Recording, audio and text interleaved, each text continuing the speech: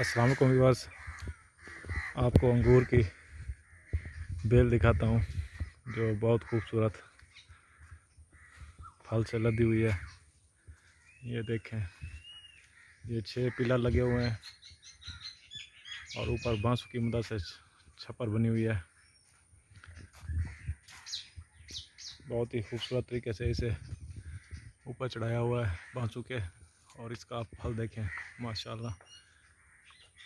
इसमें अंगूर की 2-3 किस्में लगी हुई हैं। ये एक किस्म सुल्तानिया सी है।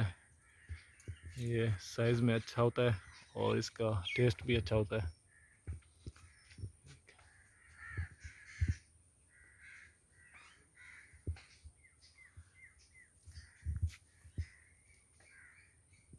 ये सीडलेस वैरायटी है।